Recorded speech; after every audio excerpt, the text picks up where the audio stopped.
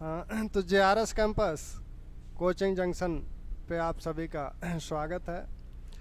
मैं आलोक राय। कल मौर्य साम्राज्य पर डिस्कस किया था। मौर्य साम्राज्य में चंद्रगुप्त को डिस्कस किया गया था, अशोक की कुछ बातें बताई गई थीं। उसी क्रम को आगे बढ़ाते हैं और आज अशोक का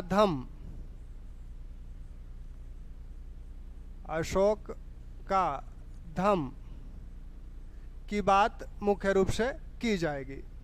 इसके पहले थोड़ा सा एक बार अशोक के जो व्यक्तिगत जीवन है उसके विषय में रिवाइज करा दूं। अशोक का नाम पुराणों में अशोकवर्धन मिलता है। अशोक के अभिलेखों में उसे देवानामपीय या प्रियदर्शी बोला गया है। अशोक को बौद्ध साहित्य में चंड शोक बोला गया है। और अशोक नाम अशोक के ही रूप में अशोक नाम से ही जिन अभिलेखों में उसे पुकारा गया है वो 4 अभिलेख हैं।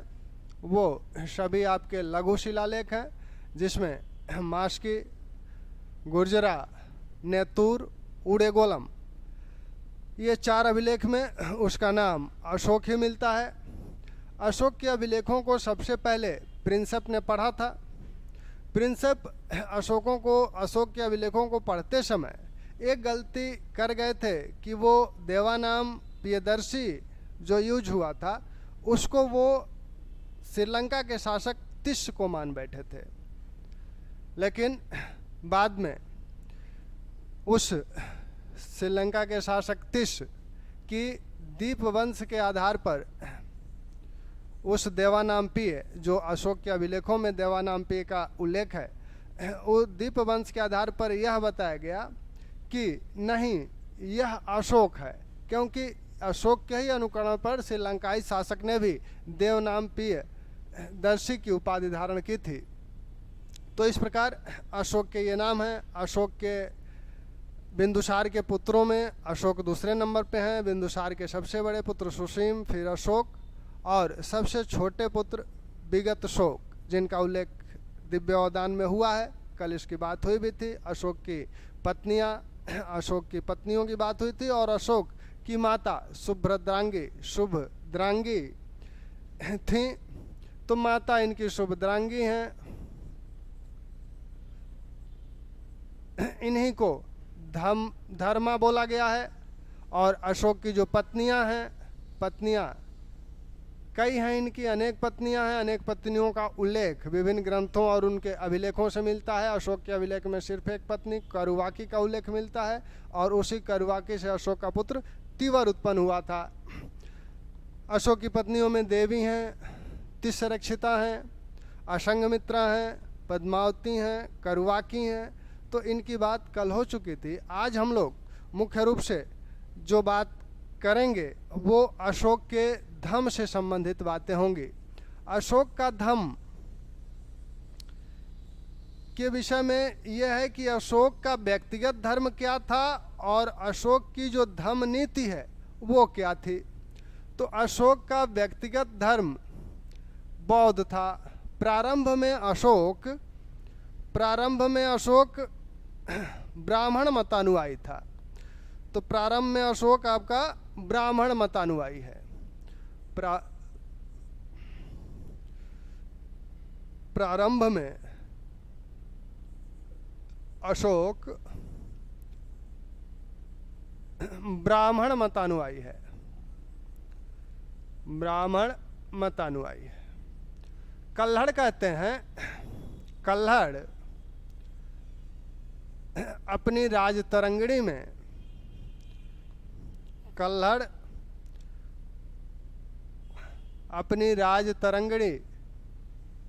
कहते हैं कि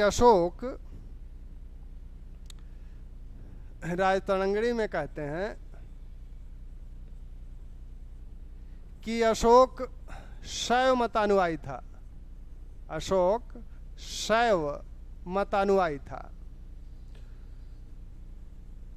तो प्रारंभ में अशोक शैव मतानुयायी है। लेकिन अशोक के 13वें शिलालेख में यह उल्लिखित है कि कलिंग युद्ध के हृदय विदारक दृश्यों को देखकर अशोक का हृदय परिवर्तन हुआ और वह बौद्ध संघ की सत्तोत्साह, अभिलाषा, परिरक्षा और शिक्षा करने लगा। तो अशोक के 13वें शिलालेख में क्या कहा गया? 13वें शिलालेख में यह बात कही गई कि अशोक कलिंग युद्ध के पश्चात बौद्ध धर्म को स्वीकार किया, बौद्ध धर्म को स्वीकार कर लिया।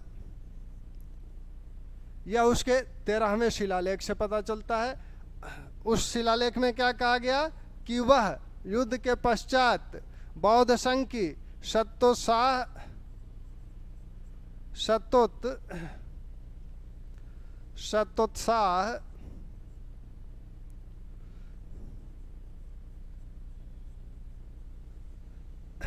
अभिलाषा करने लगा। इन शब्दों को ध्यान दीजिएगा। परिरक्षा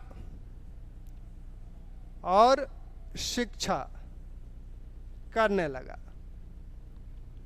तो अशोक बौद्ध संघ की, बौद्ध धर्म की अभिलाषा करने लगा, परिरक्षा करने लगा, शिक्षा करने लगा। 13वें शिलालेख में वह यह बात कहता है। फिर वह प्रथम लघु शिलालेख में, प्रथम लघु शिलालेख में एक बात कहता है कि मैं 2.5 वर्ष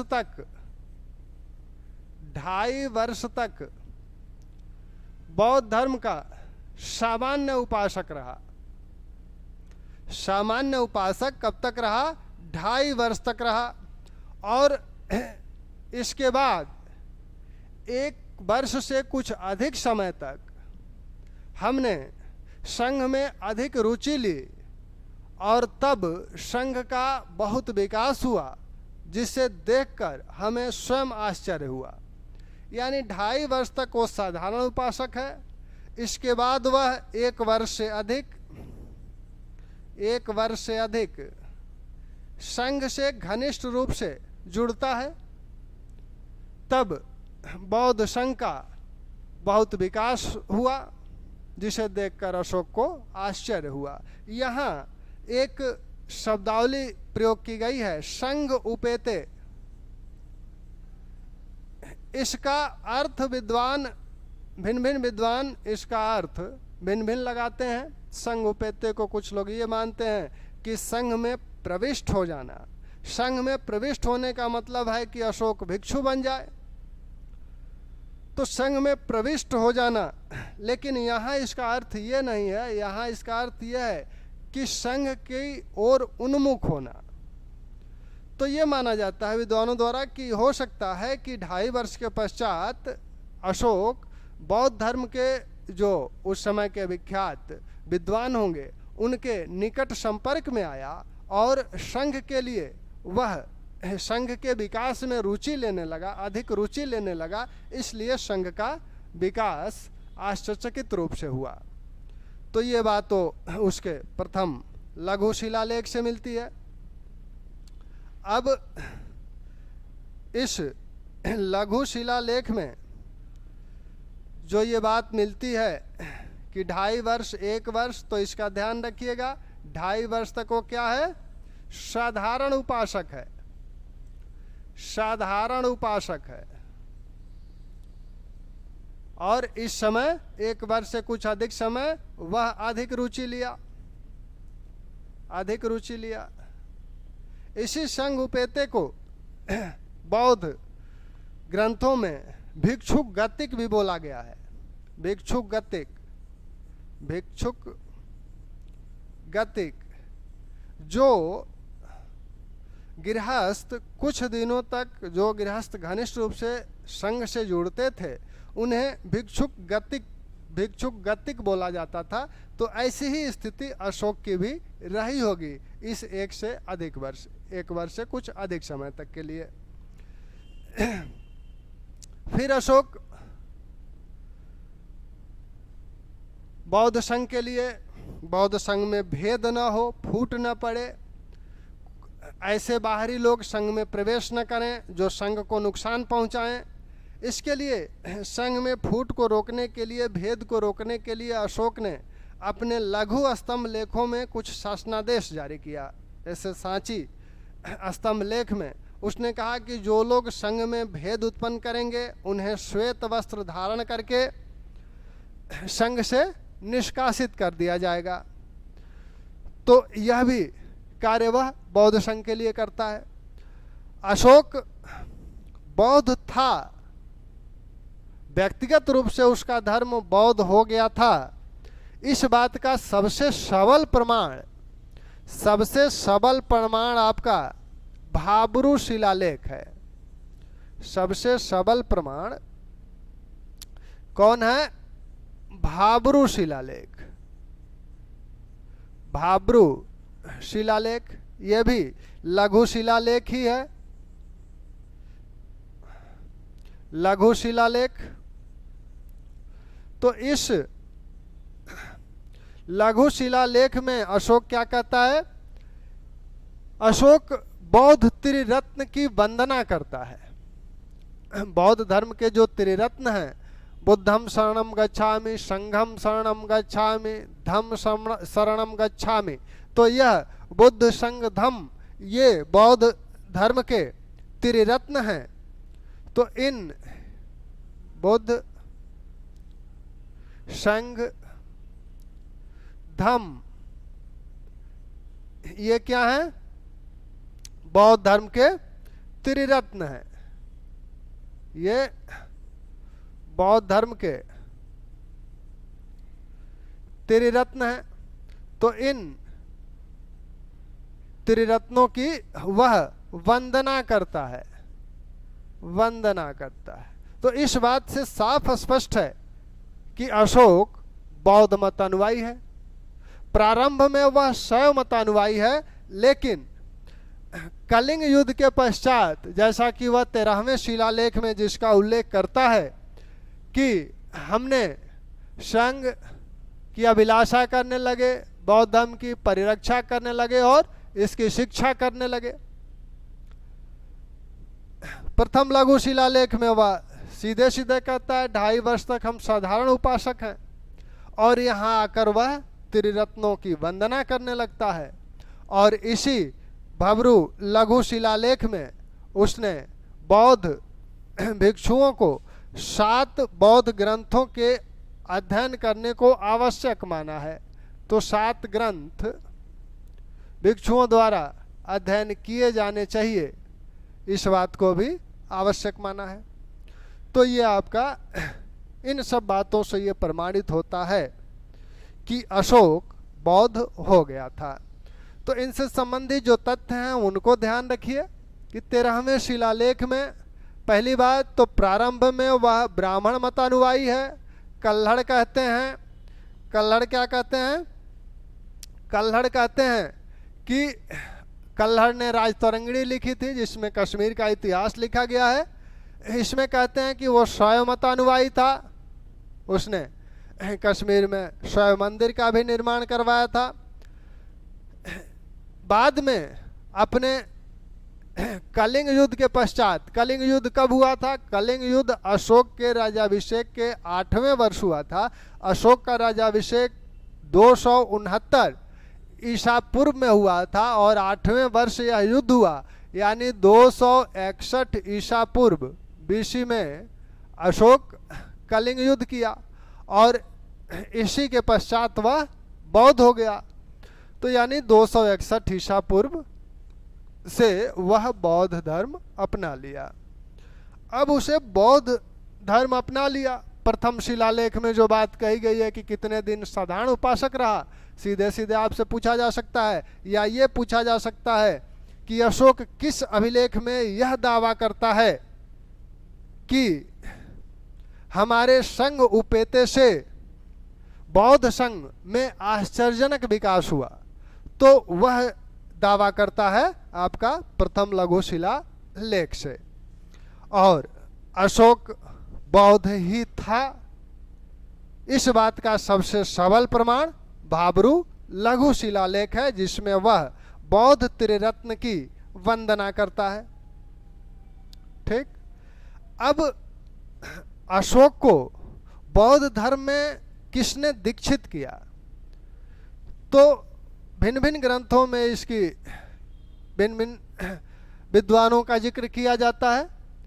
अब इसमें जो कहा जाता है कि सिंगली अनुश्रुतियां जो कहती हैं कि अशोक को बौद्ध धर्म में सबसे पहले दीक्षित किया था आपके 8 वर्षीय बौद्ध भिक्षु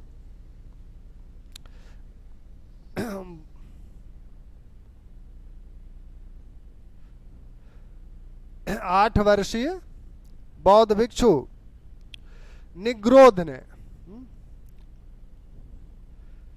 तो अशोक को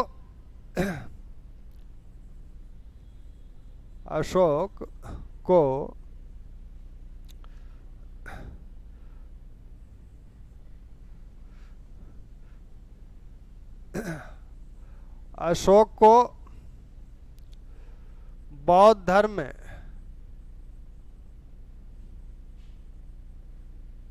में दीक्षित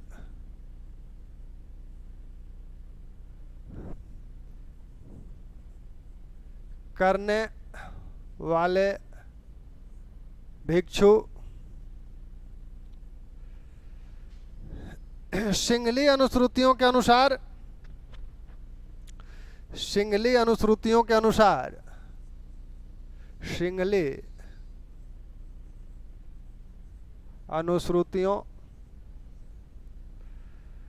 के अनुसार किसने दीक्षित किया था? निग्रोध ने। निग्रोध ने दीक्षित किया था।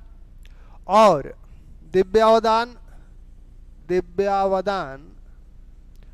तथा वेनसांग के अनुसार बुद्ध को उपगुप्त ने दीक्षित किया था। अशोक को बौद्ध धर्म में उपगुप्त ने दीक्षित किया था।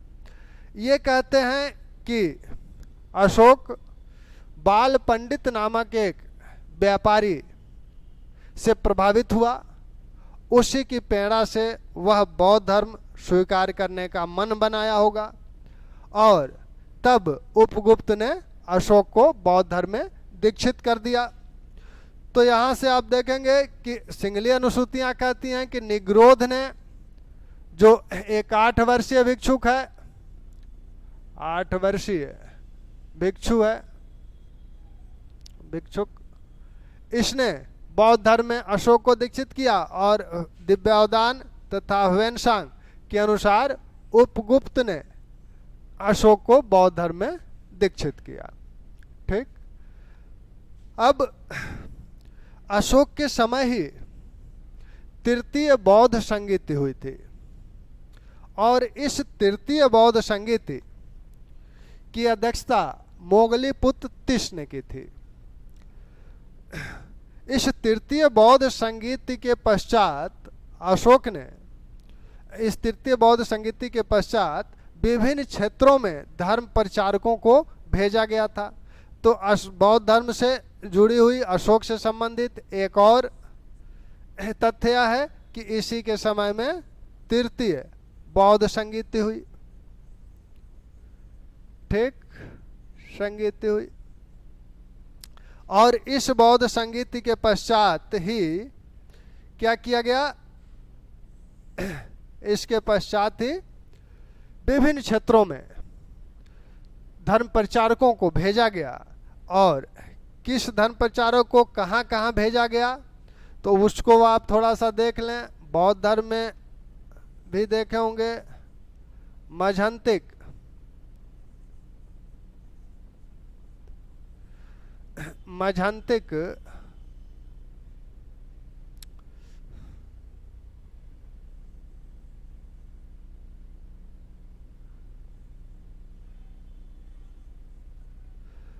मजंती को कहाँ भेजा गया था? इन्हें गंधार कश्मीर भेजा गया।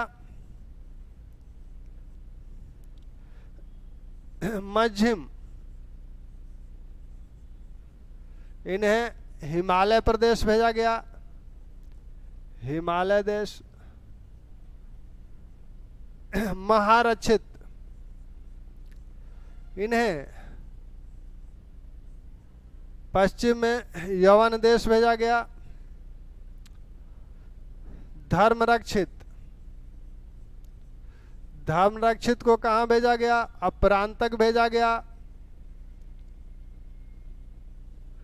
महाधर्म रक्षित, महाधर्म रक्षित इन्हें कहाँ भेजा गया? तो इन्हें भेजा गया महाराष्ट्र। और रक्षित को वनवासी भेजा गया, वनवासी भेजा गया। कर्नाटक में है सोन और उत्तर, इनको कहाँ भेजा गया? इनको सुवर्ण द्वीप भेजा गया, यानी बर्मा, दक्षिण पूर्व एशिया। महेंद्र और संघमित्रा को श्रीलंका भेजा गया, इनको छोड़ने के लिए स्वयं अशोक गया था, श्रीलंका भेजा गया।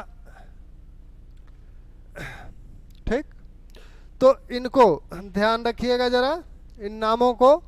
यवन देश भेजा गया महारक्षित को, धर्मरक्षित को अपरांतक भेजा गया, महाधर्मरक्षित को महाराष्ट्र, रक्षित को वनवासी, मझंती को गंधार कश्मीर, मझिम को हिमालय देश, सोन एवं उत्तर को सुवर्ण द्वीप बर्मा और महेंद्र तथा संघमित्रा को श्रीलंका भेजा गया।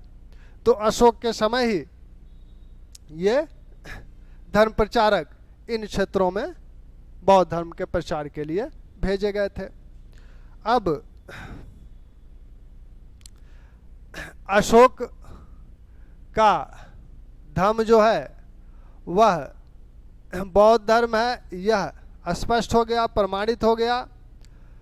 अब अशोक के अभिलेखों में जिस धम्म नीति का उल्लेख है वो क्या है? अब प्रश्न ये उठता है कि अशोक के अभिलेखों में जो जिस धम्म नीति का उल्लेख किया गया है वह क्या है? इसे अशोक धम्म लिपि कहता है। जो अभिलेखों में धम्म नीतियां दी गई हैं उसे अशोक धम्म लिपि कहता है। तो ये धम्म नीति क्या है, इसमें क्या क्या कहा गया है? अशोक धम्म को परिभाषित करने का प्रयास करता है। अपने दूसरे और 7वें स्तंभ लेख में अशोक स्वयं ही प्रश्न करता है किंग चू धमे, धम्म क्या है, और वह इसी में इसे परिभाषित भी करता है। अपासिनेव बहुकयाने दयादाने सचे सोचे माधवे साधवे च। तो वो कहता है कि अपासिनेव बहुकयाने दया दाने सचे सोचे माधवे साधवे यही धर्म है। तो अशोक धर्म को परिभाषित किस में करता है? परिभाषित किस लेख में करता है? तो दूसरे और 7वें स्तंभ लेख में। इस दूसरे और 7वें स्तंभ लेख में वह परिभाषित करता है इसे। पहले प्रश्न पूछता है, पहले पूछता है किंग चू धमे, किंग चू धमे अर्थात धम्म क्या है,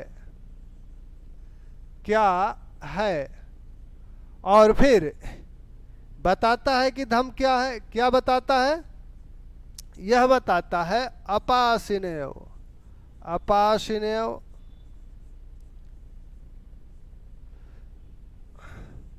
बहुकयाने, बहुकयाने दयादाने सचे सोचे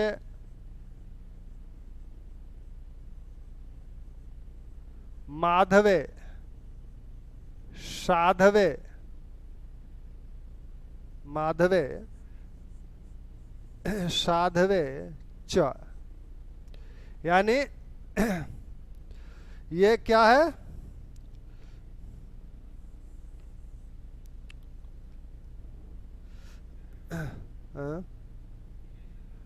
हाँ यहाँ अपासिने बहुकयाने दयादाने सचे सोचे माधवे साधवे साधवे च। अब अपासिनेव ये क्या है? अपासिनेव आपका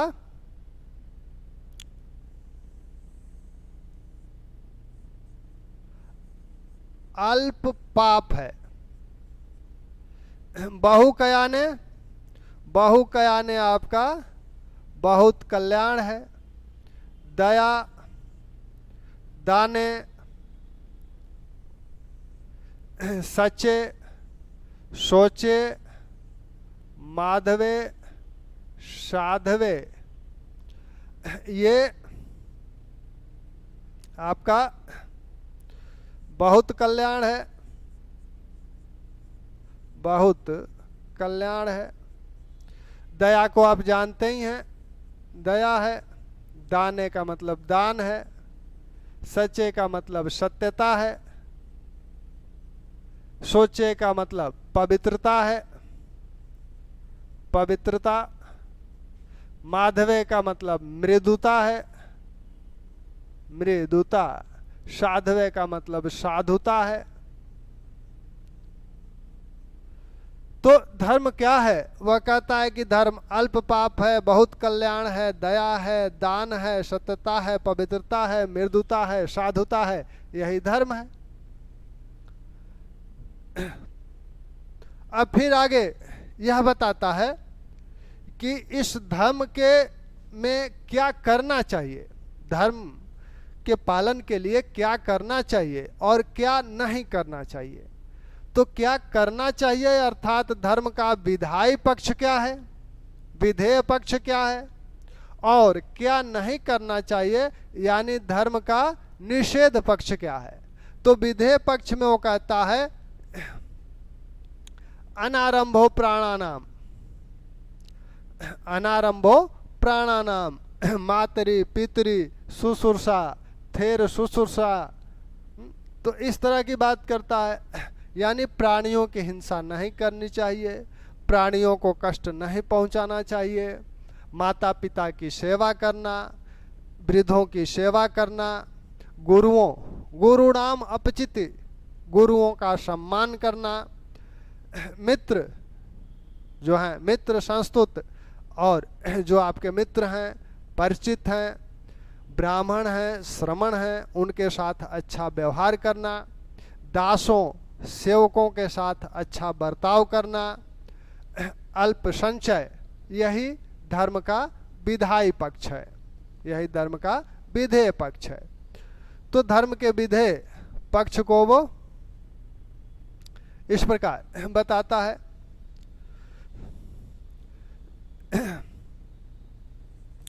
धम्म का विधेय पक्ष, धम्म के विधेय पक्ष को वह बताता है कि क्या है, प्राणियों की हिंसा न करना, प्राणियों की हिंसा न करना, अनारंभो प्राणानाम अभिहिंसा भूतानाम, प्राणियों को कष्ट न पहुंचाना, अभिहिंसा भूतानाम प्राणियों को कष्ट न पहुंचाना, मातृ पितरी शुश्रूषा माता पिता की सेवा करना, माता पिता की सेवा करना। फिर कहता है कि वृद्धों की सेवा करना, थेर थेरी शुश्रूषा, थेरी शुश्रूषा वृद्धों की सेवा करना। गुरु नाम अपचिति, गुरुओं का सम्मान करना, गुरुओं का सम्मान करना।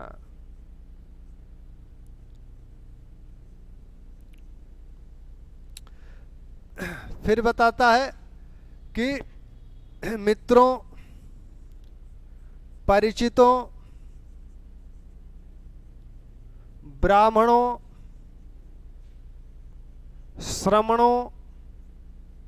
श्रमणों के साथ अच्छा व्यवहार करना।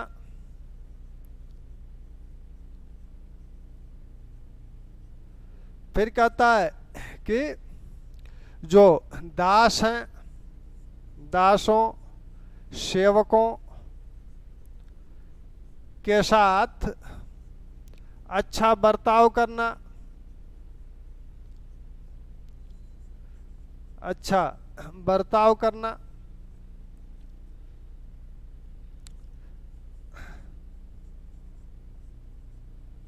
अल्प संचय यानी संचय कम करना। तो यही उसके धर्म के विधायी पक्ष हैं। अब धर्म का निषेधात्मक पक्ष क्या है? तो धर्म का निषेधात्मक पक्ष है, निषेधात्मक पक्ष, निषेधात्मक पक्ष जो धर्म का है वह यह है निष्ठुरता, प्रचंडता। तो ये आपके निषेधात्मक पक्ष हैं। निष्ठुरता नहीं दिखानी चाहिए, प्रचंडता,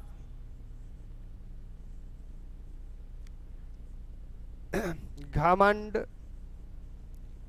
ईर्ष्या, ये सब धम्म के निषेधात्मक पक्ष हैं। और इसे ही अशोक आशीनव कहता है अपने तीसरे लेख में। वह तीसरे लेख में क्या कहता है? आशीनव अर्थात पाप। इन्हें वह पाप की श्रेणी में रखता है। प्रचंडता, निष्ठुरता, घमंड, ईर्ष्या, इन सबको वह पाप की श्रेणी में रखता है। तो इस प्रकार अशोक के धम्म के ये निषेधात्मक और आपके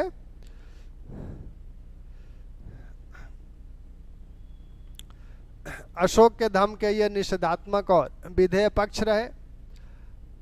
अब आप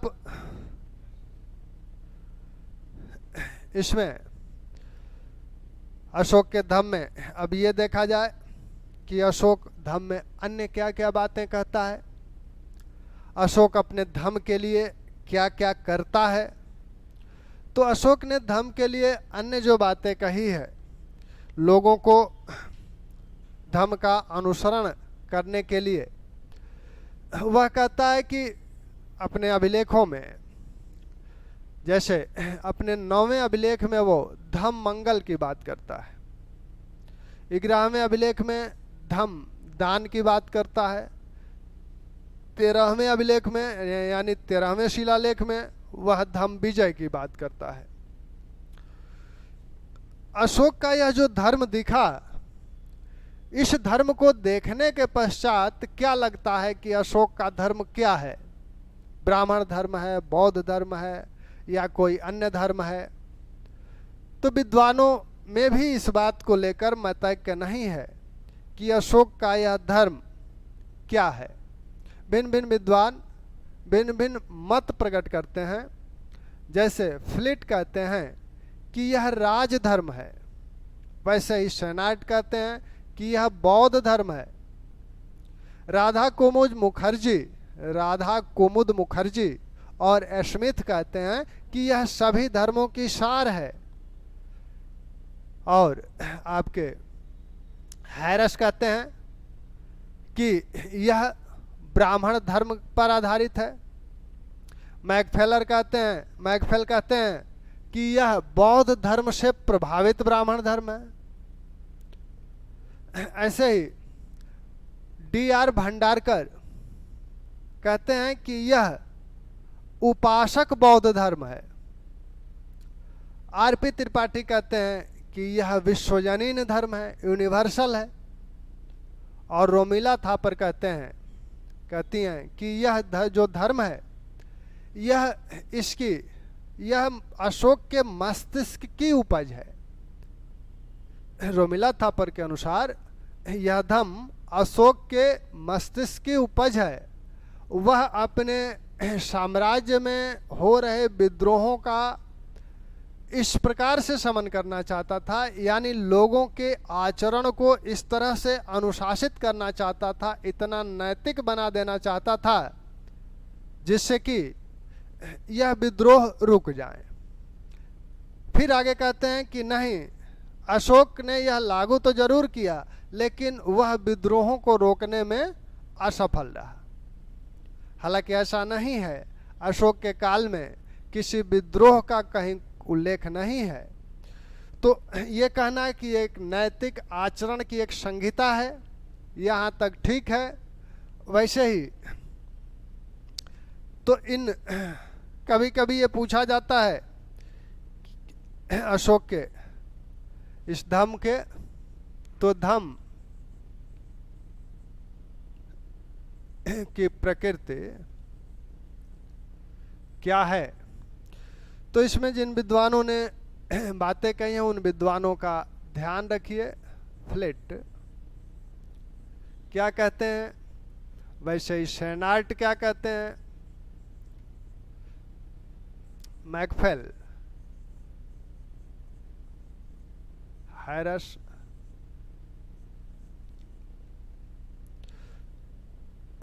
फ्लिट कहते हैं राजधर्म है। अब इसकी व्याख्या अभी करते हैं, पहले आप देख लें। शेनार्ट कहते हैं कि यह बौद्ध धर्म है।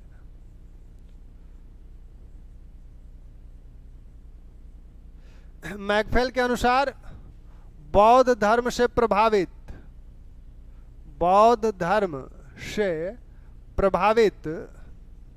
हिंदू धर्म,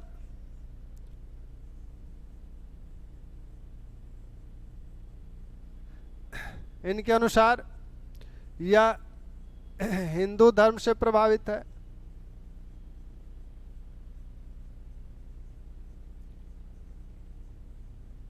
या हिंदू धर्म पर आधारित है, से प्रभावित या आधारित है। स्मिथ और राधा कुमुद मुखर्जी, स्मिथ और राधा कुमुद मुखर्जी का जो कहना है, ये कहते हैं कि यह सभी धर्मों का सार है, सभी धर्मों का सार है। वैसे ही आपके आरपी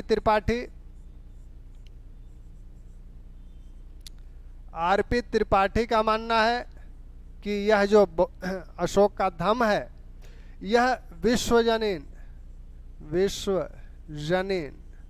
यानी यूनिवर्सल।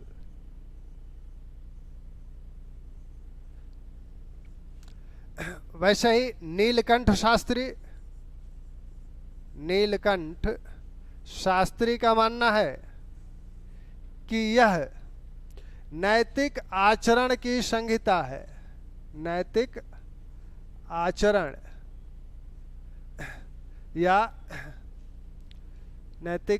या व्यवहार की संहिता है। रोमिला थापर का मानना है कि उनके अनुसार भी यह आचरण की संहिता ही है, लेकिन इसे क्यों लागू किया गया था, इनका मानना है कि यह अशोक अपने राज्य में हो रहे विद्रोहों को रोकने के लिए ऐसी नीति बनाया था। विद्रोह दो प्रकार से रोके जा सकते थे, या तो सैन्य बल शक्ति से रोका जा सकता था, या फिर इस तरह के नैतिक आचरण के नियमों को बना के रोका जा सकता था। अशोक ने यह तरीका अपनाया, लेकिन वही रोमिला थापर कहते हैं परंतु असफल रहा, परंतु विद्रोहों को रोकने में असफल रहा।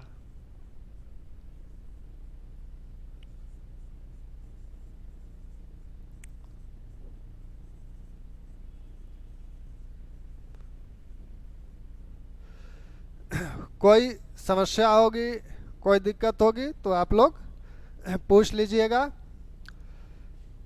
तो अब इनकी व्याख्या देखिए। फ्लिट कहते हैं राजधर्म है। राजधर्म होने का मतलब है, ये कहते हैं कि राजधर्म है, अशोक अपने राज्य कर्मचारियों के लिए इसको बनाया था। जब अशोक अपने राज्य कर्मचारियों के लिए जब इसे बनाया था तो वह 13वें शिलालेख में यह दावा क्यों करता है कि हमने 600 योजन मील तक धम्म विजय की हुई है। वह विभिन्न क्षेत्रों में धम्म प्रचारकों को क्यों भेजता है? तो निश्चित रूप से यह सिर्फ राज्य कर्मचारियों के लिए नहीं था, यह सबके लिए था।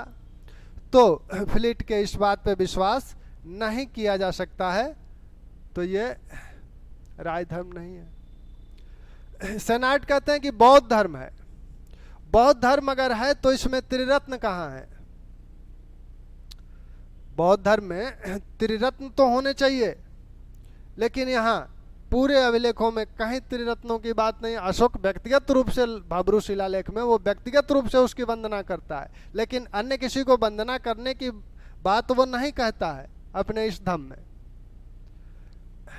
अन्य जो बौद्ध धर्म की बातें हैं, निर्वाण, महापरिनिर्वाण, उसकी भी कोई चर्चा अशोक के धम्म में नहीं की गई है।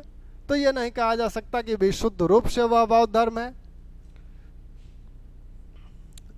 बौद्ध धर्म से प्रभावित हिंदू धर्म है। मैकफेल कहते हैं कि बौद्ध धर्म से प्रभावित हिंदू धर्म है।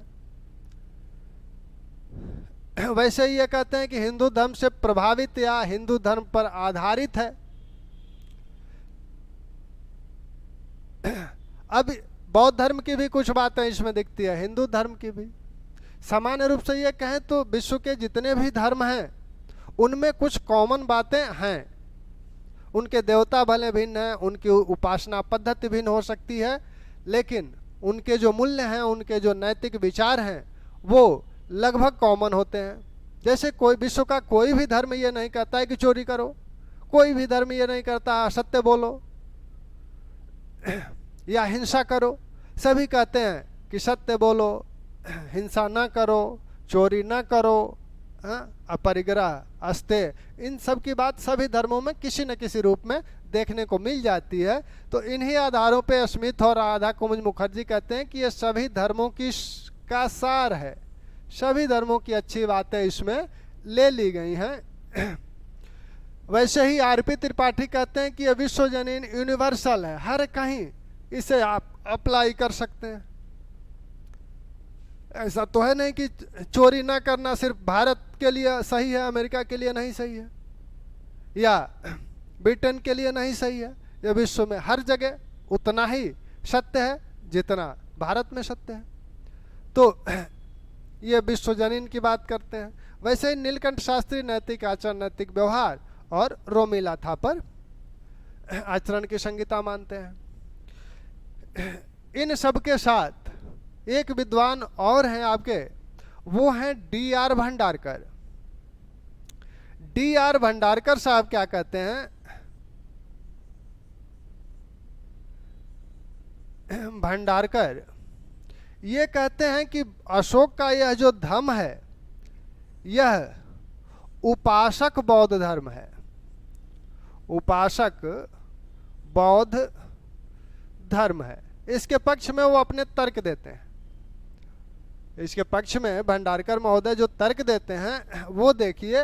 वो कहते हैं कि श्रुत पिटक का एक जो अंग है, एक जो निकाय है दिग्ग निकाय, उस दिग्ग निकाय में सिंगालोवाद सुत्त की बात की गई है। सिंगालोवाद सुत्त एक कथा है। उस सिंगालोवाद सुत्त में बुद्ध क्या करते हैं? उस सिंगालोवाद सुत्त में कहा गया है कि बुद्ध एक बार जा रहे थे कहीं, तो रास्ते में देखा कि एक श्रृंगाल या सियार, सियार जानते हैं ना, आज रात में देख लीजिएगा गांव में कहीं आसपास बोल रहा होगा, बोली तो निकाल ही लेते होंगे। तो एक सिंगाल क्या कर रहा था, चारों दिशाओं को प्रणाम कर रहा था घूम घूम। बुद्ध गुजर रहे तो उन्होंने कहा कि वत्स ये क्या कर रहे हो? तो श्रृंगाल ने कहा कि हमारे माता पिता ने यही सिखाया है कि अपने देवताओं को, अपने पूर्वजों को नमन करना चाहिए, उनकी वंदना करना चाहिए, यही हमारा धर्म है। तो बुद्ध ने उसको उपदेश दिया कि देखो बेटा, ये धर्म नहीं है, इस भ्रम में न रहो। धर्म क्या है? धर्म है माता पिता की सेवा करना, वृद्धों की सेवा करना, गुरुओं का सम्मान करना, मित्रों, परिचितों, ब्राह्मणों, श्रमणों के साथ अच्छा व्यवहार करना, दासों और नौकरों के साथ अच्छा बर्ताव करना, ये धर्म है। और अशोक के जो परिभाषित करता है दूसरे 7वें स्तंभ लेख में, वो किस प्रकार के धर्म की बात करता है, यही सारी बातें तो बता रहा है। तो भंडारकर महोदय कहते हैं कि यह उपासक बौद्ध धर्म सुत्त सिंगालोवाद सुत्त में जो बात कही गई है, वही बात तो अशोक कह रहा है अपने धम्मनीति में। साथ में अशोक निर्वाण परिनिर्वाण की कोई बातें नहीं करता, महापरिनिर्वाण की कोई बातें नहीं करता है, वह तो पारलौकिक सुख की बात कर रहा है, क्योंकि जनता को पारलौकिक सुख में बहुत आनंद आता है। यह लौकिक सुख की चिंता कम होती है, पारलौकिक सुख की चिंता ज़्यादा होती है। तो अशोक जानता था कि पारलौकिक सुख की अगर बात करेंगे तो ये इसका पालन करेंगे सब, तो वह पारलौकिक सुख की बात करता है और दिव्य प्रदर्शन करता है। झांकियाँ निकाली जाती है कि देखो धर्म का पालन करोगे तो ऐसे स्वर्ग में सुख मिलेगा, परलोक में ऐसे सुख मिलेगा। वो सारी बातें विमानवत्थु नामक बौद्ध ग्रंथ में कही गई हैं। उसी प्रकार की बातों का उल्लेख विमानवत्थु में हुआ है। तो भंडारकर महोदय कहते हैं कि उस पारलौकिक सुख की बात भी तो विमानवत्थु में हुई है और इसकी बात सिंगालोवाद सुत्त में हुई है। तो भंडारकर महोदय कहते हैं कि सिंगालोवाद सुत्त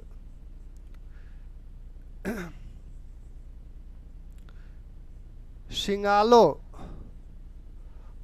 सुत्त में उपासकों के लिए जो बात बताई गई है वही बात अशोक बता रहा है। साथ में विमानवत्थु में जो बात कही गई है परलोक संबंधी, वही बात अशोक अपने धम्म में बता रहा है।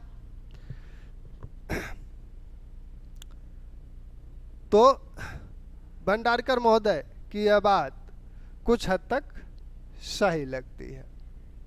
ठीक, तो इन विद्वानों का ध्यान रखें कि कौन किसने कहा।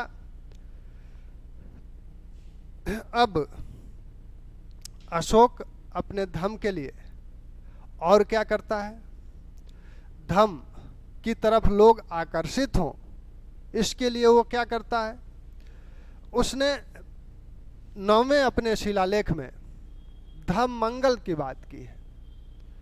अशोक अपने 9वें शिलालेख में धम्म मंगल की बात करता है। धम्म मंगल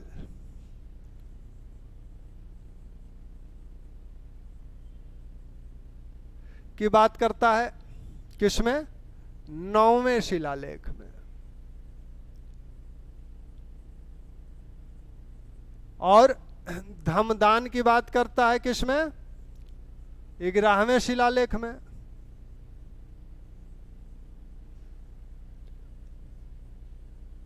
और धम्म विजय की बात करता है 13वें शिलालेख में।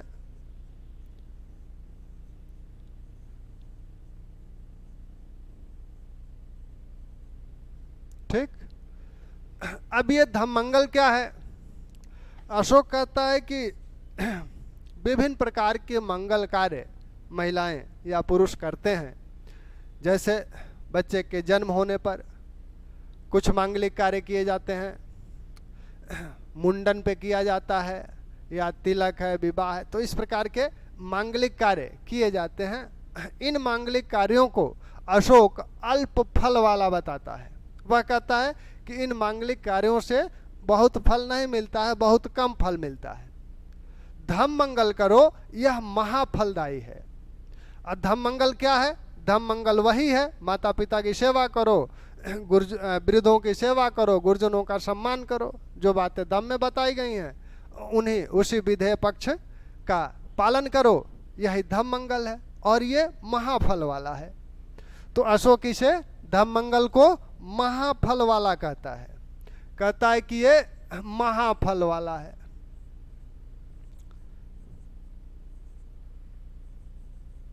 महाफलदायी है और विभिन्न प्रकार के जो मंगल कार्य किए जाते हैं उन्हें अल्प फल वाला बताता है। फिर 11वें शिलालेख में कहता है धम्म दान करो, कहता है विभिन्न प्रकार के दान करते हो, धम्म दान करो। धम्म दान में का मतलब क्या है कि धम्म का पालन करो, धर्म को अपना लो, धर्म का पालन करो और धर्म का उपदेश दो, यही धम्म दान है। फिर अशोक धम्म विजय की बात करता है, वह धम्म विजय की बात करता है। धम्म विजय में वो क्या कहता है? कहता है कि राजनीतिक क्षेत्र में अहिंसा की बात करने वाला सबसे पहला शासक है। जितना अहिंसा का पालन अशोक द्वारा किया गया है उतना अहिंसा का पालन विश्व के किसी सम्राट द्वारा नहीं किया गया है। वह कहता है कि जो विजय, एक तो अपने पुत्र और पौत्रों को कहता है कि शस्त्र से विजय प्राप्त करने की आकांक्षा को छोड़ दो, जो विजय शस्त्र से प्राप्त करना चाहते हो उसको छोड़ दो। लेकिन कहता है कि फिर भी अगर शस्त्र से विजय प्राप्त करना आवश्यक ही है तब भी उसमें हिंसा का ध्यान रखो, यानी कम से कम हिंसा में वह विजय प्राप्त की जा सके। तो अशोक धम्म विजय का जो उल्लेख करता है वो ये कहता है कि हमने अपने राज्य में धम्म विजय किया और अपने राज्य से बाहर 600 योजन मील तक हमने धम्म विजय की है। और वह यवन राज्यों का उल्लेख भी करता है, 13वें शिलालेख में यवन राज्यों का उल्लेख करता है कि हमने किन किन यवन राज्यों में, राजाओं का नाम देता है वो, किन किन यवन राज्यों में हमने धम्म विजय की है। तो यह विजय अगर राजनीतिक विजय है तो फिर यवन राज्यों में यह कैसे मिल सकती है? नहीं मिल सकती, क्योंकि यवन राजा राजनीतिक प्रभुत्व अशोक का क्यों स्वीकार करना चाहेंगे? नहीं स्वीकार करेंगे। तो इसलिए इसका मतलब यह है कि धम्म का प्रचार यवन राज्यों तक हुआ, वहाँ की जनता ने इसे अपनाया।